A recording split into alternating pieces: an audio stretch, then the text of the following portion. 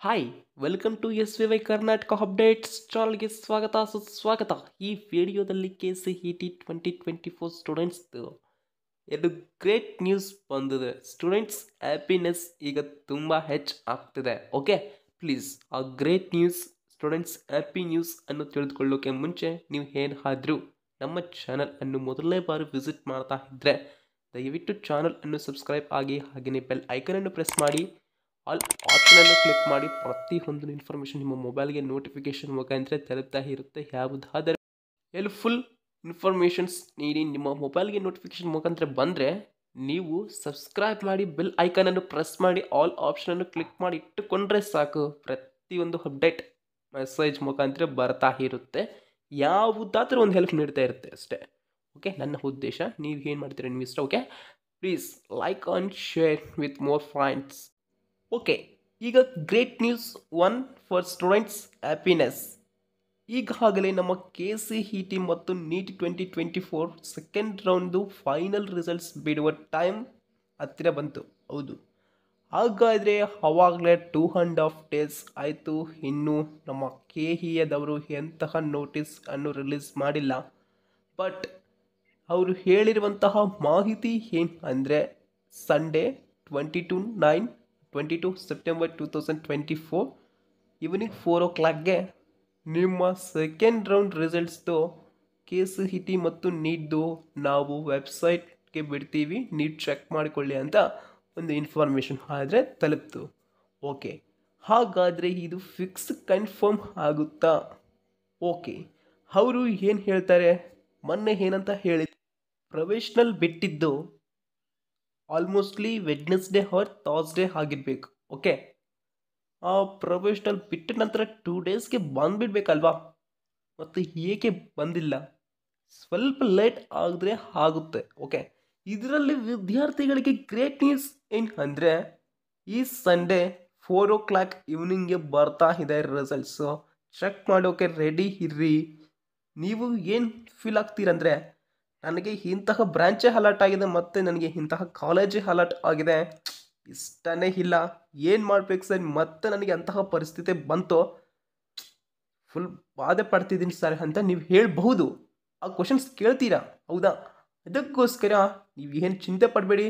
ಈಗ ಏನು ಸಿಗುತ್ತೋ ಅದೇ ಓದಿ. ಸೆಕೆಂಡ್ ಎಕ್ಸ್ಟೆಂಡೆಡ್ ರೌಂಡ್ಗೆ ಹೋಗ್ಬೋದು ಅಂದರೆ ನಿಮ್ಮ ಇಷ್ಟ. ಓಕೆ, ಗ್ರೇಟ್ ನ್ಯೂಸ್ ಬಂದುಬಿಟ್ಟು ಸಂಡೇ 4 o'clock ಈವ್ನಿಂಗ್ ಇವತ್ತೇ ಬಿಡ್ತಾರೆ ಪಕ್ಕ ಅಂತ ಹೇಳಿದ್ದಾರೆ KEAದವರು. ಆದರೆ ನೋಡೋಣ ಮತ್ತೆ ಎಕ್ಸ್ಟೆಂಡೆಡ್ ಮಾಡ್ತಾರೋ ಇಲ್ವೋ. ಇನ್ನು ಸೆಕೆಂಡ್ ಗ್ರೇಟ್ ನ್ಯೂಸ್ 2 ಏನು ಅಂದರೆ, ಸ್ಟೂಡೆಂಟ್ಸ್ ಹ್ಯಾಪಿನೆಸ್ಗೋಸ್ಕರ ಕೊನೆಯವರೆಗೂ ನೋಡೋಕ್ಕೆ ಟ್ರೈ ಮಾಡಿ ಸ್ಟೂಡೆಂಟ್ಸ್. 206 ಸೀಟು ರದ್ದು ಮಾಡಿಕೊಂಡ ಅಭ್ಯರ್ಥಿಗಳು ಬೆಂಗಳೂರು ಅಖಿಲ ಭಾರತ ಮಟ್ಟದಲ್ಲಿನ ವೈದ್ಯಕೀಯ ಸೀಟು ಉಳಿಸಿಕೊಳ್ಳಲು ಇಚ್ಛಿಸುವವರು ಸೇರಿ ಇತರ ಒಟ್ಟು 206 ಮಂದಿ ಕರ್ನಾಟಕ ಪರೀಕ್ಷಾ ಪ್ರಾಧಿಕಾರದ ಮೂಲಕ ತಮಗೆ ಹಂಚಿಕೆಯಾಗಿದ್ದ ಸೀಟುಗಳನ್ನು ಶುಕ್ರವಾರ ರದ್ದು ಮಾಡಿಕೊಂಡಿದ್ದಾರೆ. ಇಷ್ಟು ಮಂದಿಯು ಸೀಟುಗಳನ್ನು ಮೆರಿಟ್ ಮೇಲೆ ಇತರ ಅರ್ಹರಿಗೆ ಹಂಚಿಕೆ ಮಾಡಲಾಗುತ್ತದೆ ಎಂದು ಪ್ರಾಧಿಕಾರದ ಕಾರ್ಯನಿರ್ವಾಹಕ ನಿರ್ದೇಶಕ ಪ್ರಸನ್ನ ಡೈರೆಕ್ಟರ್ನವರು ತಿಳಿಸಿದ್ದಾರೆ. ವೈದ್ಯಕೀಯ ಕೋರ್ಸ್ನಲ್ಲಿ 107 ಮಂದಿ ಸೀಟ್ ರದ್ದುಪಡಿಸಿಕೊಂಡಿದ್ದಾರೆ, KEAಗೆ ವಾಪಸ್ ಮಾಡಿದ್ದಾರೆ. ಓಕೆ, ದಂತ ವೈದ್ಯಕೀಯಲ್ಲಿ 20, ಆಯುಷ್ ಕೋರ್ಸ್ನಲ್ಲಿ 33, ಇಂಜಿನಿಯರಿಂಗ್ 5 ಮತ್ತು ನರ್ಸಿಂಗ್ನಲ್ಲಿ 4 ಮಂದಿ ಸೀಟು ರದ್ದು ಮಾಡಿಕೊಂಡಿದ್ದಾರೆ.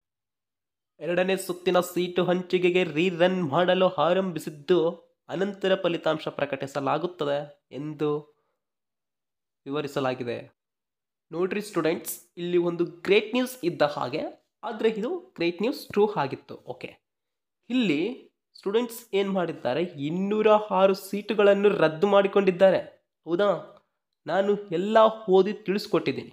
ಬಟ್ ಈಗ ಏನು ಹೇಳ್ತೀನಿ ಅಂದರೆ, ನಿಮಗೆ ಒಂದು ಗ್ರೇಟ್ ನ್ಯೂಸ್ ಇದ್ದ ಹಾಗೆ. ಏಕಪ್ಪ ಅಂದರೆ, ಆ 206 ಸೀಟುಗಳಲ್ಲಿ ನೀವು ಕೂಡ ಜಾಯಿನ್ ಆಗ್ಬೋದಲ್ವಾ ಸ್ಟೂಡೆಂಟ್ಸ್? ಓಕೆ, ಈಗ ನೀವು ಜಾಯಿನ್ ಆಗಬೇಕು ಅಂದರೆ ಏನು ಬೇಕು? ಸೀಟ್ ಬೇಕು. ಇಲ್ಲಿ ಎಷ್ಟು ಸೀಟ್ಗಳು ಕ್ಯಾನ್ಸಲ್ ಆಗಿವೆ? 206 ಸೀಟ್ಗಳು ಕ್ಯಾನ್ಸಲ್ ಆಗಿವೆ. ಓಕೆ, ನಿಮಗೆ ಮೆರಿಟ್ ಮೇಲೆ ಈ ಸೀಟ್ ಅನ್ನು ಕೊಡಲಾಗುತ್ತದೆ. ಇನ್ನು ಉಳಿದ ನಾಳೆ ಸೆಕೆಂಡ್ ರೌಂಡ್ನಲ್ಲಿ ಫೈನಲ್ ರಿಸಲ್ಟ್ಸ್ ಈಗ ಬರುತ್ತೆ.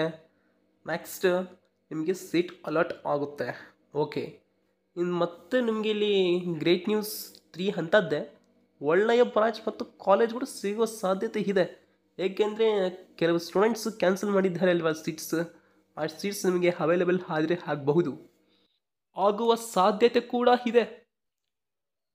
ಈಗ ಸ್ಟೂಡೆಂಟ್ಸ್ ಕ್ವಶನ್ನು ಒಂದಿದೆ, ಆ ಕ್ವಶನ್ಗೆ ನಾನು ಆನ್ಸರ್ ಕೊಡ್ತೀನಿ. ಅದು ಏನಂದರೆ ನೀವು ಕೊನೆಯವರೆಗೂ ನೋಡೋಕ್ಕೆ ಟ್ರೈ ಮಾಡಿ, ತುಂಬ ಹೆಲ್ಪ್ಫುಲ್ ಆಗುತ್ತೆ ವಿಡಿಯೋ. ಓಕೆ, ಈಗ ಸ್ಟೂಡೆಂಟ್ ಕ್ವಶನ್ ಏನಂದರೆ, ಸರ್ ನಾನು ಸೆಕೆಂಡ್ ರೌಂಡ್ದು ಅಟೆಂಡ್ ಮಾಡಿ ತಪ್ಪಾಗ್ಬಿಟ್ಟಿತ್ತು ಸರ್, ಫಸ್ಟ್ ರೌಂಡ್ನಲ್ಲೇ ಅಡ್ಮಿಷನ್ ಆಗಿದ್ದರೆ ಚೆನ್ನಾಗಿತ್ತು. ಯಾಕೆಂದರೆ ನಾನು ಸ್ಟೂಡೆಂಟ್ ಇಂಟ್ರೊಡಕ್ಷನ್ ಪ್ರೋಗ್ರಾಮ್ ಮಿಸ್ ಆಗಿಬಿಟ್ಟೆ. ಹೇಗೆ ಮಾಡಿದ್ರು ಏನೋ 10 ಡೇಸ್ ನಾನು ಅಸಲು ಕಾಲೇಜ್ಗೆ ಅಟೆಂಡ್ ಆಗಿಲ್ಲ. ಯಾಕೆ ಅಂದರೆ ಸೆಕೆಂಡ್ ರೌಂಡ್ನಲ್ಲಿ ನಾನು ಪಾರ್ಟಿಸಿಪೇಟ್ ಮಾಡಿ ಒಂದು ತಪ್ಪು ಮಾಡಿಬಿಟ್ಟೆ ಅಂತ ಅಂದ್ಕೊತಿದ್ದವ್ರಿಗೆ, ಮತ್ತು ಇಲ್ಲ ನಾನು ಸೆಕೆಂಡ್ ರೌಂಡಲ್ಲಿ ಪಾರ್ಟಿಸಿಪೇಟ್ ಮಾಡಿದ್ದು ಒಳ್ಳೆಯದೇ, ಬಟ್ ಬ್ರಾಂಚ್ಗೋಸ್ಕರ ಕಾಲೇಜ್ಗೋಸ್ಕರ ಮಾಡಿ, ಏಕೆಂದರೆ ಲೈಫ್ ಫ್ಯೂಚರ್ ಇಂಪಾರ್ಟೆಂಟ್ ಅಲ್ವಾ ಅಂತ ಹೇಳ್ತೀರಾ.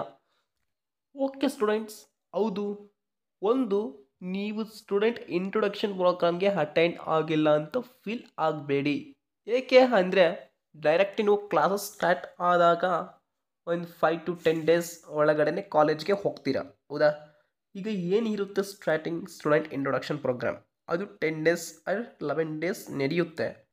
ನೀವು ಫೀಲ್ ಆಗೋಕ್ಕೆ ಹೋಗಬೇಡಿ. ಆ 10 to 11 ಡೇಸ್ ಏನು ನಡೆಯುತ್ತೆ ಆ ಕಾಲೇಜ್ನಲ್ಲಿ, ಪ್ರತಿಯೊಂದು ಕಾಲೇಜ್ನಲ್ಲಿ ಇಂತಹದ್ದೇ ನಡೆಸ್ತಾರೆ ಅನ್ನೋದು ಕೂಡ ಹೇಳ್ತೀನಿ.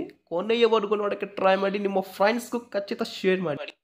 ಫಸ್ಟ್ ಆಫ್ ಆಲ್, ನಿಮ್ಮ ಫ್ರೆಂಡ್ಸ್ ಸೆಕೆಂಡ್ ರೌಂಡ್ನಲ್ಲಿ ಪಾರ್ಟಿಸಿಪೇಟ್ ಮಾಡಿರ್ತೀರಾ, ನೀವು ಇವಾಗ ಮಾಡ್ತಿದ್ದೀರಾ.